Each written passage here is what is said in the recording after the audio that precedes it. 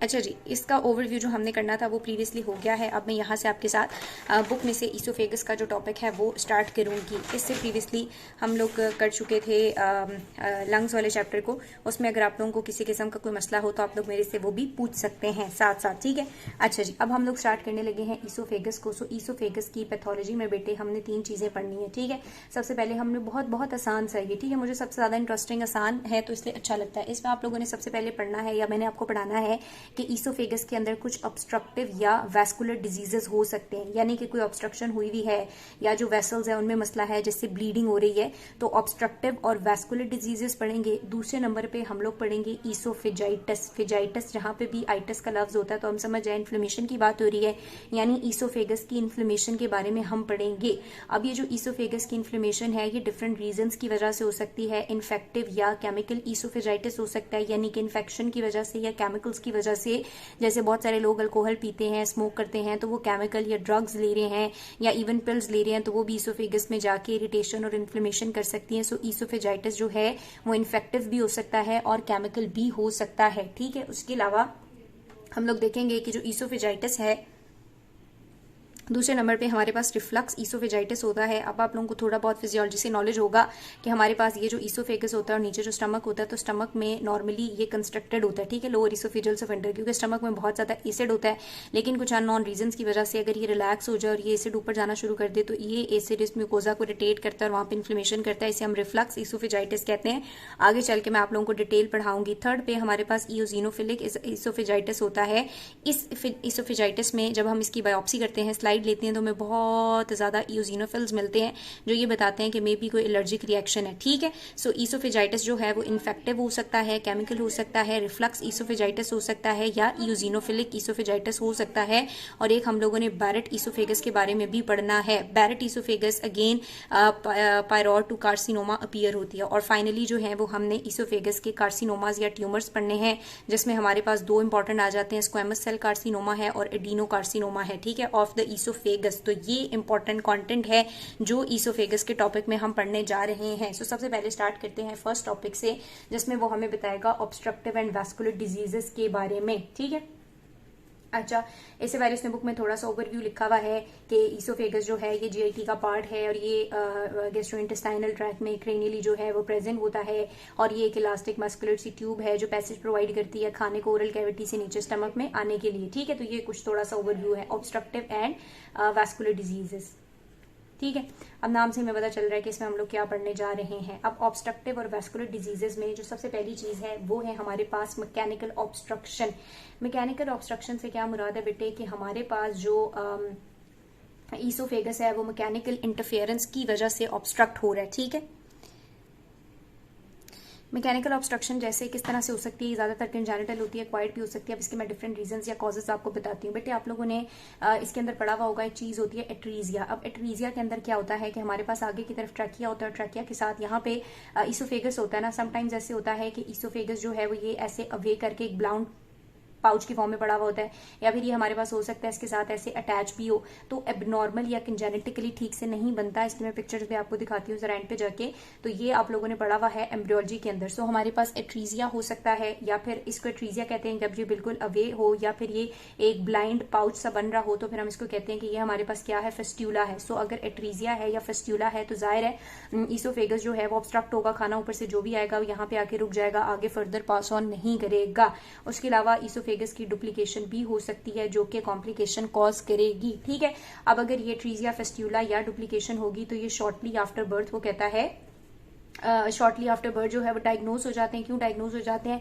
जैसे हम बच्चे को फीड कराते हैं तो वो रीगर्गिटेट होती है, यानी वापस आ जाता है, आगे पास ही नहीं करता, तो इसकी डायग्नोसिस जो है वो अर्ली आफ्टर बर्थ हो जाती है, ठीक है। ये चीजें हो सकती हैं। इसके अलावा वो कहता है कि हमारे पास एजेनेसिस भी हो सकती है, यानी ईसोफेगस जो है वो सिरे से ही एब्सेंट है, लेकिन ये थोड़ी रेयर कंडीशन है, इतनी ज्यादा कॉमन नहीं है। सो एट्रीजिया हो सकता है, फेस्ट्यूला हो सकता है, डुप्लीकेशन हो सकती है, या हमारे पास एजेनेसिस हो सकती है, ठीक है। उसके बाद वो बुक में ये भी लिखता है कि एट्रीजिया जो है वो ज़्यादा कॉमनली एसोसिएटेड होता है या इन एसोसिएशन टू फेस्ट्यूला प्रेजेंट होता है और ये काफ़ी ज़्यादा कॉमन है। ठीक है, अगर ये एट्रीजिया और फेस्ट्यूला हैं तो इसकी वजह से क्या कॉम्प्लिकेशंस अपीयर होंगी पेशेंट को या बच्चे को या जिसमें भी होती हैं, उसको क्या मसला हो सकता है। उसमें ज़्यादातर जो है वो एस्पिरेशन होगी, यानी वो जो भी खाना खाएगा वो या खाना खाएगा या पानी पिएगा तो सांस की नाली में चला जाएगा। ठीक है, उसके अलावा उसको सफोकेशन हो सकती है, यानी उसका दम घुटेगा। उसके बाद उसको नमूनिया हो सकता है, ड्यू टू एस्पिरेशन नमूनिया भी होता है, और फ्लूइड और इलेक्ट्रोलाइट इम्बैलेंस भी हो जाएगा। ज़ाहिर है उसकी जब डाइट ही नहीं है तो इम्बैलेंस भी क्रिएट हो जाएगा। ठीक है, इसके साथ साथ वो कहता है कि ना सिर्फ एट्रीजिया, फेस्ट्यूला, डुप्लीकेशन, एजेनेसिस है, बल्कि मैकेनिकल ऑब्स्ट्रक्शन की एक रीजन स्टीनोसिस भी तो हो सकती है। स्टीनोसिस का मतलब होता है नर्विंग, यानी कि एक नॉर्मल इसोफेगस है तो इस पेशेंट में क्या होगा कि इसोफेगस जो है वो काफी ज्यादा नैरो हो जाएगा। ठीक है, अब ये जो नर्विंग है ये कंजेनिटली भी हो सकती है और उसके बाद एक्वायर्ड भी हो सकती है। हो सकता है बाय बर्थ जो है उसमें इसोफेगस नैरो हो, या फिर ये एक्वायर्ड स्टीनोसिस भी हो सकती है। एक्वायर्ड कैसे होगी? अगर हमारे पास इसोफेगस के अंदर फाइबर की बहुत ज्यादा डेपोजिशन हो रही है, बहुत ज्यादा फाइब्रोसिस है, एक्सेसिव फाइब्रोसिस, तो फाइब्रस डेपोजिशन की वजह से जाहिर है वो एरिया जो है वो हमारे पास क्या हो जाएगा, नैरो। तो एक्वायर्ड की एक रीजन हमारे पास क्या हो सकती है, फाइब्रस थिकनिंग हो सकती है। ठीक है, दूसरी रीजन क्या है कि अगर मस्कुलरिस प्रोप्रिया जो है उसकी एट्रोफी स्टार्ट हो गई है तो वेसल जो कॉन्ट्रैक्टेड थी वो अब लैक्स हो जाएगी, और जब वो लैक्स होगी तो वेसल वॉल का जो डायमीटर है वो हमारे पास कम हो जाएगा। ठीक है, इसके अलावा वो कहता है कि अगर पेशेंट को जो है वो जर्ड है, ठीक है, जर्ड में क्या होगा कि एसिड बार बार ऊपर जाएगा, जब एसिड ऊपर जाएगा म्यूकोजा को डैमेज करेगा, इंजरी करेगा, इंजरी जब रिपेयर होगी तो यहाँ पे फाइब्रोसिस और स्कारिंग होगी, तो उसकी वजह से भी नर्विंग हो सकती है। सो अगर पेशेंट सफर कर रहा है जर्ड से तो वो भी स्टेनोसिस को रिस्पॉन्ड कर सकता है। उसके अलावा अगर उसने रेडिएशंस कराई हुई हैं तो अभी हो सकता है, और इसकी कॉम्प्लिकेशन ये है कि पेशेंट को डिस्फेजिया होगा, यानी निगलने में मसला होगा। तो ये सारी बात उसने की हुई है मैकेनिकल ऑब्स्ट्रक्शन वाले टॉपिक में, और इससे ज्यादा कुछ भी वहां पे नहीं लिखा हुआ। यही सारी बातें लिखी हुई है कि मैकेनिकली इसोफेगस आपका कब ऑब्स्ट्रक्ट हो सकता है, कब तंग हो सकता है, कब मसला आ सकता है। अगर तो कंजेनिटल एट्रीजिया है, फेस्ट्यूला है, डुप्लीकेशन है, एजेनेसिस है या स्टेनोसिस है, इन सारे रीजंस की complication, aspiration, suffocation, नमूनिया, fluid electrolyte imbalance हो सकती है। पेशेंट प्रेजेंट करेगा डिस्फीजिया के साथ, यानी उसे निगलने में बहुत ज्यादा मसला होगा। अगर जबरदस्ती कुछ खिलाएंगे भी तो उल्टी हो जाएगी, या इवन के वाइंड पाइप में वो चला जाएगा। ठीक है, सो ये हो गई हमारे पास मैकेनिकल ऑब्स्ट्रक्शन। दूसरे नंबर पे हमारे पास आ जाती है फंक्शनल ऑब्स्ट्रक्शन, और फंक्शनल ऑब्स्ट्रक्शन से हमें खुद ही पता चल रहा है कि वहां पे जो कोई भी नर्व वगैरह काम कर रही हैं उनका मसला है। ठीक है, सो आपको पता है ईसोफेगस के अंदर या जीआईटी के अंदर दो तरह के प्लेक्सेस होते हैं, माइंटेरिक और मीजनस। माइंटेरिक प्लेक्सेस का काम होता है इसकी मोटालिटी वगैरह के साथ डील करना। अगर माइंटेरिक प्लेक्सेस फेल हो जाए तो भी ये ऑब्स्ट्रक्ट हो सकता है। कैसे, अभी मैं आपको बताती हूँ। आपने याद रखना है कि यहाँ पे नर्व का मसला होता है। ठीक है, नर्व का कोई भी मसला होता है। अब नर्व का मसला क्या हो सकता है बेटे, नॉर्मली आपको पता है जब ईसोफेगस है तो इसका ये जो लोअर ईसोफेजियल स्फिंक्टर होता है ना, ये कंस्ट्रक्टेड होता है जहां से आगे स्टमक स्टार्ट होता है। ठीक है, अब जब भी हम लोग खाना खाते हैं तो उस खाने से पहले एक पेरिस्टाल्टिक वेव जाती है, और वो पेरिस्टाल्टिक वेव जाके इस स्फिंक्टर को रिलैक्स करती है। ठीक है, वो पेरिस्टाल्टिक वेव क्या करती है, मुझे आके इसको बताती है। और यहाँ पे बेसिकली पड़ी हुई होती है इनहिबिटरी न्यूरॉन्स। क्या पड़ी हुई होती है, इनहिबिटरी न्यूरॉन्स पड़ी होती हैं, और वो इनहिबिटरी न्यूरॉन स्फिंक्टर को इनहिबिट करती हैं, जिसकी वजह से स्फिंक्टर जो है वो रिलैक्स होता है, और जब ये रिलैक्स होता है तो खाना इजीली पास करके नीचे स्टमक में आ जाता है। लेकिन क्या होगा कि अगर किसी भी रीजंस की वजह से, अब दो हो सकता है, अब दो में मतलब एक होता है प्राइमरी और दूसरा होता है हमारे पास सेकेंडरी कॉज। ठीक है, प्राइमरी में डायरेक्टली क्या होगा कि ये जो इनहिबिटरी न्यूरॉन्स हैं ये फेल होगा। तो क्या बताना है आपने, फेलियर ऑफ इनहिबिटरी न्यूरॉन्स। ठीक है, अब जाहिर है जब ये इनहिबिटरी न्यूरॉन्स का फेलियर होगा और खाना आ रहा है तो ये इनहिबिशन नहीं करेंगी, तो ये हमारे पास रिलैक्स होने की बजाय फर्दर कंस्ट्रक्ट कर जाता है। जब ये फर्दर कंस्ट्रक्ट करता है तो इस कंडीशन को हम एकलेजिया कहते हैं। ठीक है, सो एकलेजिया का एक प्राइमरी कॉज भी होता है और सेकेंडरी भी। प्राइमरी अगर इनहिबिटरी न्यूरॉन्स ही फेल हो चुकी हुई हैं तो upon the arrival of food, particularly upon the arrival of peristaltic wave, ये रिलैक्स नहीं होगा, फर्दर कंस्ट्रक्ट कर जाएगा, और इसको हम बोलेंगे फंक्शनल ऑब्स्ट्रक्शन। फंक्शनली ऑब्स्ट्रक्ट हो गया क्योंकि अपना नॉर्मल काम ये नहीं कर रहा। ठीक है, अब ये होता क्यों है कि आपका ये जो लोअर ईसोफेजियल स्फिंक्टर है ये रिलैक्स नहीं हुआ, either due to failure of inhibitory neuron और due to some secondary cause. Secondary cause में आपने क्या बताना है कि न्यूरॉन्स की डीजेनरेशन अगर हो गई है। ठीक है, न्यूरॉन्स पहले से थी, प्रॉपर काम कर रही थी, लेकिन डीजेनरेशन हो गई। अब वो न्यूरॉन की डीजेनरेशन कब होती है, बहुत सारे इन्फेक्शंस में होती है, और उनमें एक टाइप जो है वो हमारे पास चागास डिजीज भी है। ये चागास डिजीज जो है ट्राइपैनोसोमा क्रूजी की वजह से होता है। और ट्राइपैनोसोमा क्रूजी में जब चागास डिजीज होता है, न्यूरॉन डैमेज है, तो एक्लेजिया हो सकता है। पेशेंट का कोई भी चीज जब वो खाएगा तो स्टमक में नहीं जाएगी बल्कि वो उल्टी कर देगा, क्योंकि उसका जो ईसोफेगस है वो कंस्ट्रक्टेड है, लोअर ईसोफेजियल स्फिंक्टर रिलैक्स ही नहीं हो रहा। ठीक है, सो ये दो बातें अभी तक जो है वो आपने याद रखनी है कि ऑब्स्ट्रक्टिव एंड वैस्कुलर डिजीजेस में ऑब्स्ट्रक्शन में मैकेनिकल ऑब्स्ट्रक्शन क्यों है, ज्यादातर कंजेनिटली एक्वायर्ड है तो स्टीनोसिस है, और फंक्शनल ऑब्स्ट्रक्शन क्यों है, फेलियर ऑफ इनहिबिटरी न्यूरॉन्स की वजह से या न्यूरॉन डीजेनरेशन की वजह से। थर्ड चीज जो ईसोफेगस में आपने यहां तक अब याद रखनी है वो है हमारे पास इक्टोपिया। अब इक्टोपिया से आप लोगों को याद है हम लोगों ने एम्ब्रियोलॉजी में पढ़ी थी इक्टोपिक प्रेगनेंसी। इक्टोपिक हम हर उस चीज को कहते हैं जो अपनी जगह से हट के किसी और जगह, नॉर्मली हमने कहा था ये जब एम्ब्रियो इम्प्लांट होता है तो यूट्रस के अंदर होता है, लेकिन अगर कहीं और हो जाए तो हम उसे इक्टोपिक प्रेगनेंसी कहते हैं। इसी तरह इक्टोपिया का इन द जीआईटी का क्या मतलब है कि आपके पास ईसोफेगस होता है, जाहिर है स्टमक होता है, और नीचे जो है वो हमारे पास इंटेस्टाइन्स वगैरह होती हैं।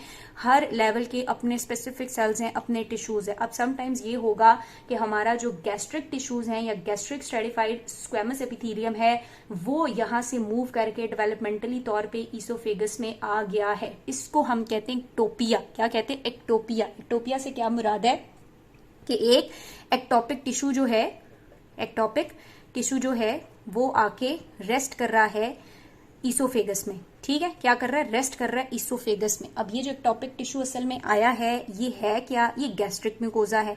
इसको गैस्ट्रिक यानी स्टमक में होना चाहिए था, लेकिन इसमें टेंडेंसी थी डेवलपमेंटली तौर पे ये अपर थर्ड ऑफ द ईसोफेगस में आके रिसाइड कर रहा है। जब ये अपर थर्ड ऑफ ईसोफेगस में गैस्ट्रिक म्यूकोजा आ जाता है तो इसको हम इनलेट पाउच भी कहते हैं। क्या भी कहते हैं? इनलेट पाउच भी कहते हैं। ठीक है, यूजुअली पेशेंट एसिम्प्टोमेटिक होता है, इतना मसला नहीं होता, लेकिन हुआ क्या, क्योंकि गैस्ट्रिक म्यूकोजा ऊपर चला गया। और बेटे गैस्ट्रिक म्यूकोजा का क्या काम होता है? इसका काम होता है एसिड बनाना। तो जब एसिड बनेगा ईसोफेगस के लेवल पे तो वहां पे फिर थोड़ा मसला होगा। क्या होगा? पेशेंट को डिस्फेजिया होगा, यानी इसको मतलब निगलने में मसला हो रहा होगा। ईसोफेजाइटिस हो सकता है, वो एसिड वहां पे ईसोफेगस को डिस्टर्ब कर सकता है, क्योंकि ईसोफेगस फूड से तो रेजिस्टेंट होता है लेकिन एसिड को नहीं बर्दाश्त कर पाता। ठीक है, सो अगर गैस्ट्रिक म्यूकोजा ऊपर चला गया और वहां उसने एसिड बनाया तो ईसोफेगस जो है वो डिस्टर्ब हो सकता है, ईसोफेजाइटिस हो सकता है, बैरेट ईसोफेगस भी हो सकता है, और बहुत ही रेयरली कार्सिनोमा की तरफ भी कंडीशन जा सकती है। सो ये आपने याद रखना एक्टोपिया की कॉम्प्लिकेशन है। अब ना सिर्फ ये इनलेट पाउच की फॉर्म में होता है, बल्कि दूसरी चीज आपने याद रखनी है, उसने एक टर्म यूज की है जिसे हम कहते हैं गैस्ट्रिक हेट्रोपिया। क्या कहते हैं? गैस्ट्रिक हेट्रोपिया। गैस्ट्रिक हेट्रोपिया में ये होता है कि ये जो गैस्ट्रिक म्यूकोजा है ये नीचे इंटेस्टाइन के लेवल्स पे चला जाता है। क्या होता है? नीचे इंटेस्टाइन्स के लेवल पे चला जाता है, और वो भी स्पेशली हमारे पास स्मॉल बाउल में, या फिर अगर हम कह दें कोलोन में या डायवर्टिक्यूलम में। ठीक है, सो ये नीचे चला जाता है कहां पे? इंटेस्टाइन में, स्मॉल बाउल में, और वहां पे एक डायवर्टिक्यूलम सा बना रहा होता है। ठीक है, सो ये एक्टोपिया से मुराद है कि हमारे पास जो गैस्ट्रिक म्यूकोजा है ये ईसोफेगस में भी जा सकता है और नीचे बाउल में भी जाता है। ईसोफेगस में जाएगा तो इसको हम लोग इनलेट पाउच कहते हैं। वैसे तो इतना पेशेंट एसिम्प्टोमेटिक होता है, लेकिन क्योंकि गैस्ट्रिक म्यूकोजा का काम है एसिड बनाना, तो अगर यहाँ पे ये एसिड बनाएगा तो डिस्फीजिया हो सकता है, और ईसोफेजाइटिस हो सकता है, बैरेट ईसोफेगस हो सकता है, और बहुत ही रेयरली आपके पास डेवलप हो सकता है एडिनोकार्सिनोमा। ठीक है, तो ये हमने तीन चीजें अभी तक पढ़ ली हैं ईसोफेगस के कॉन्टेक्स्ट में। यानी मैंने आपको तीन चीजों में क्या पढ़ाया? हमने पहले पढ़ी है मैकेनिकल ऑब्स्ट्रक्शन, उसमें मैंने बताया ये एट्रीजिया हो सकता है, एजेनेसिस हो सकती है, फेस्ट्यूला हो सकता है, स्टीनोसिस हो सकती है। दूसरी बात हम लोगों ने पढ़ी है फंक्शनल ऑब्स्ट्रक्शन, जिसको हम लोग एकलेजिया कहते हैं, और ये एकलेजिया जो है ये प्राइमरी भी हो सकता है, सेकेंडरी भी। प्राइमरी में इनहिबिटरी न्यूरॉन्स फेल हुई हुई और सेकेंडरी में कोई डिजीज हो सकता है जैसे कि चागास डिजीज। थर्ड बात मैंने आपको एक्टोपिया में पढ़ाई है, एक्टोपिया में टिश्यू जो है वो डिस्प्लेज होता है। For example gastric mucosa oesophagus में जा सकता है, या गैस्ट्रिक म्यूकोजा स्मॉल बाउल वगैरह में भी जा सकता है। अब फोर्थ चीज जो ईसोफेगस की डिजीजेस में हम पढ़ते आ रहे हैं वो है ईसोफेजियल वेरिसेस। अगेन अगर आपने एनाटॉमी वगैरह सही से पढ़ी हुई है, जो कि मुझे लगता है नहीं पढ़ी हुई होगी, तो उसमें आप ये टर्म ऑलरेडी पढ़ चुके हैं। बेटे नॉर्मली ऐसे होता है कि हमारा जितना भी वीनस रिटर्न आता है वो डायरेक्टली इंफीरियर वेना कैवा में नहीं जाता। ये वीनस रिटर्न पहले जाता है पोर्टल वेन में, पोर्टल वेन से ये जाता है लिवर में, और लिवर से ये जाके ड्रेन होता है इंफीरियर वेना कैवा में। ऐसा ही है, इसीलिए वो कह रहा है कि यही जो पाथवे है ये बहुत सारे फर्स्ट पास इफेक्ट के लिए भी रिस्पॉन्सिबल होता है। फर्स्ट पास इफेक्ट आपने उसमें पढ़ा होगा फार्मा में। मैं दोबारा थोड़ा सा बता देती हूँ कि हमारे पास इंटेस्टाइन के लेवल पे हम जो भी दवाई खाते हैं, इंटेस्टाइन इंटेस्टाइन्स में आती है, तो इंटेस्टाइन से ये ड्रग सारी की सारी जो है ये पोर्टल वेन में जाती हैं और पोर्टल वेन से ये लिवर में जाती हैं और लिवर के बाद ये सिस्टेमिक सर्कुलेशन या ब्लड में आती हैं। तो जब ये पहले चीजें लिवर के पास जाती हैं तो लिवर बहुत सारी चीजों को मेटाबोलाइज करके जाया कर देता है, इनएक्टिव कर देता है, तो सिस्टेमिक सर्कुलेशन में कम पहुंचती है। अब सिस्टेमिक सर्कुलेशन में अगर हमने फॉर एग्जांपल ड्रग दी थी और यहाँ पे वो 90% थी जबकि 40% यहाँ पे वो डिसॉल्व होकर खत्म हो गया, तो 50% यहाँ पे पहुंची है, तो सिस्टेमिक सर्कुलेशन में पहुंचने से पहले जो 40% जाया हो गई है, इसको हम फर्स्ट पास इफेक्ट या फर्स्ट पास एलिमिनेशन कहते हैं। वो कहता है ये इसी सर्कुलेशन की वजह से है।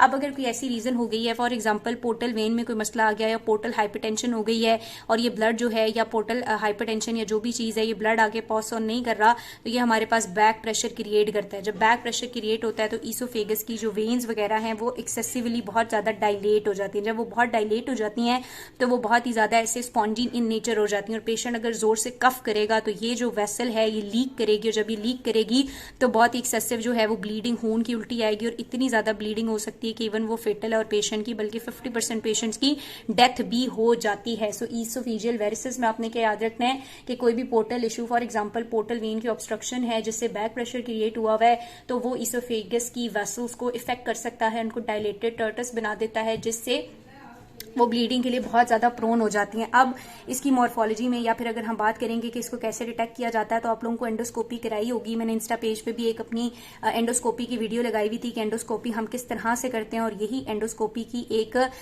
सक्सेस भी है कि हम वो एंडोस्कोप इंटर करते हैं और हम देख लेते हैं कि ईसोफेगस में कोई वेरिसेस तो नहीं है, ब्लीडिंग तो नहीं है, टर्टस वेन्स तो नहीं है। तो जब हम एंडोस्कोप अंदर डालते हैं तो अंदर आपको ईसोफेगस के अंदर डायलेटेड वेन्स नजर आती हैं जो कि सिग्निफाई कर देती हैं कि ईसोफेजियल वेरिसेस है।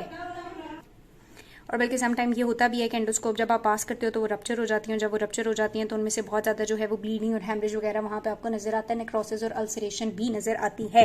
अगर हम ईसोफेजियल वेरिसेस की क्लिनिकल प्रेजेंटेशन की बात करेंगे तो अगेन यही बात है कि ये वाले पेशेंट जो है वो इनिशियली एसिम्प्टोमेटिक होते हैं, नहीं पता होता, ठीक है। और लेकिन कभी कभी ये होगा कि एकदम से जो है वो वेरिसेस जो वेन है वो रप्चर हो जाएगी, रप्चर की वजह से बहुत ज़्यादा हैमरेज और ब्लीडिंग होगा और इवन उस ब्लीडिंग से 50% पेशेंट की जो है वो डेथ भी हो जाती है, ठीक है। वो कह रहा है कि कभी कभी डेथ डायरेक्टली भी हो जाती है, कभी कभी हेपेटिक कोमा की वजह से हो जाती है, या फिर हमारे पास जो है वो इसकी वजह से हाइपोवोलेमिक शॉक बॉडी में क्रिएट होता है, उसकी वजह से डेथ हो जाती है। एक मेडिकल इमरजेंसी है, इसको फौरन हॉस्पिटल लेके जाना पड़ता है और अगर कोई लोग सर्वाइव कर भी जाएं तो उनमें एडिशनल एपिसोड का रिस्क काफी ज्यादा बढ़ जाता है, ठीक है। सो ये बात हम लोगों ने कर ली है, बहुत ही आसान सी बात हम लोगों ने कर ली है। ईसोफेगस के फर्स्ट टॉपिक के अंदर मैकेनिकल ऑब्स्ट्रक्शन की आपसे सारी बात डिस्कस की है, फंक्शनल ऑब्स्ट्रक्शन को डिस्कस किया है, एक्टोपिया को डिस्कस किया और ईसोफेजियल वेरिसेस को डिस्कस कर लिया है, ठीक है। अब नेक्स्ट चीज आ जाती है हमारे पास ईसोफेजाइटिस, जिसमें मैं आपको बताऊंगी कि ईसोफेगस जो है अगर उसकी इन्फ्लेमेशन हुई भी होगी तो वो किस तरह से प्रेजेंट करेगा और उसकी कौन कौन सी कैरेक्टरिस्टिक्स हो सकती हैं।